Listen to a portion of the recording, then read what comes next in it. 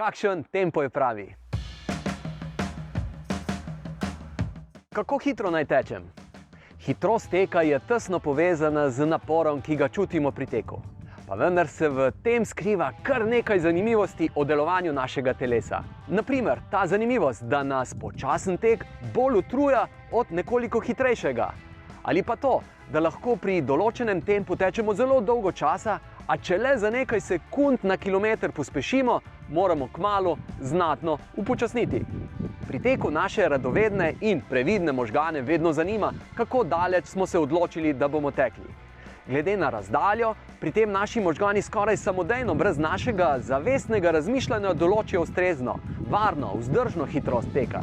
Seveda, to nastavljanje hitrosti teka deluje dobro le takrat, ko imamo za seboj kar nekaj različnih tekaških podvigov, s katerimi smo si zavestno, pa tudi podzavestno nabrali izkušnje.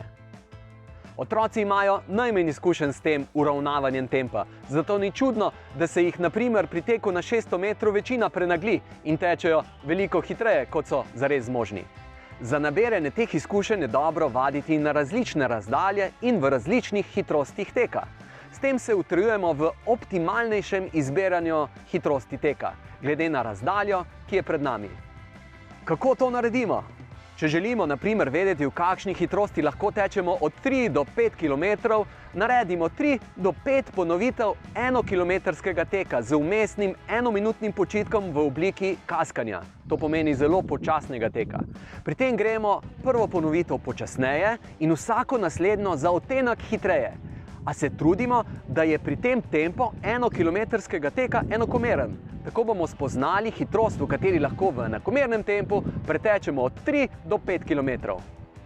Kako pa se spoznati s hitrostjo, v kateri bomo lahko tekli 10, 21 in celo 42 km?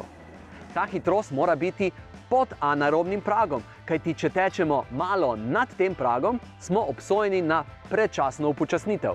Pri prepoznavanju tempa, pri katerem smo pod anaerobnim pragom in kdaj smo nad njim, pa nam lahko pride zelo prav način našega dihanja. Naprimer, ko tečemo počasi, dihamo umirjeno in ne globoko. S povečevanjem hitrosti se globina in hitrost dihanja povečujeta. In vse dokler imamo uravnotežen vdih in izdih, smo še vedno pod anaerobnim pragom. Ko pa tečemo hitreje nad pragom, pa začnemo rahlo hlastati za zrakom, loviti sapo. Kako ugotoviti, pri kateri hitrosti se nam to zgodi?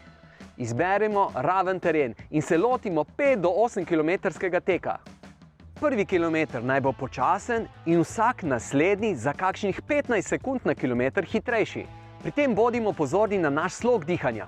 Ko dosežemo hitrost tik, preden se nam dihanje spremeni v lovljenje sape, spoznamo, kakšen tempo je za nas primeren tudi na daljše razdalje.